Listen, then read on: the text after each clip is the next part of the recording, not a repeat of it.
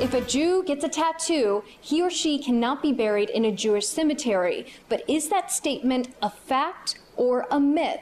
And what about Jews who are tattooed unwillingly? Tattoo artist Kevin Campbell is Jewish. He's currently tattooing a Jewish-themed image on Brandon Lobenfeld, who is also Jewish. Both believe their Jewish tattoos are a way to celebrate their faith. Once I was pretty much covered in tattoos, the reaction was, pretty good. Some of the older people at the synagogue would make comments every so often. When I'd walk in, I heard some, "Oh my God," and that kind of stuff. Lobenfeld says he often gets lectured about his tattoos from both Jews and non-Jews. They say, you can't be buried in a Jewish cemetery if you have tattoos. I'm like, yeah, I know, but I feel as though if I'm proud of who I am, I should be able to show it off, It just so happens Lobenfeld and Campbell have nothing to worry about when it comes time for them to be buried, because the old adage is completely false.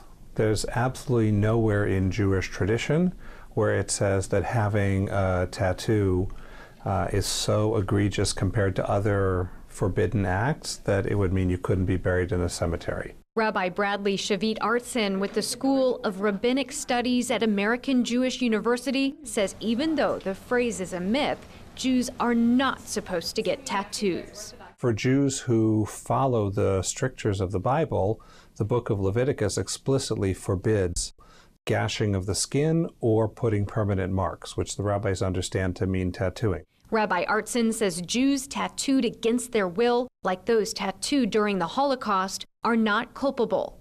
The sin is on the part of the abuser who did that to them.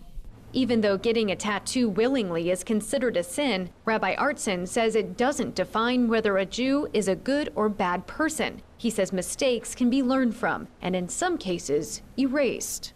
If you go and have your tattoo removed, absolutely, it's as though you never did it. Lobenfeld wants his tattoos to stay permanent and doesn't believe having them is a serious sin. His newest tattoo is a take on the emblem of rock band Guns N' Roses. He calls it Guns N' Moses.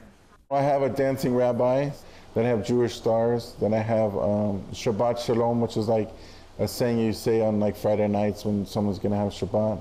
Busting the burial myth is important to Campbell, especially because one of his tattoos is an image of his son. It's a little merman that's supposed to be my son, and it's got a little Star of David on the forehead. Lobenfeld and Campbell say they're proud of their tattoos and they want other Jews to express themselves, if they so choose, without any fears. I'm Lindsay Mastis for JN1 in Hermosa Beach, California.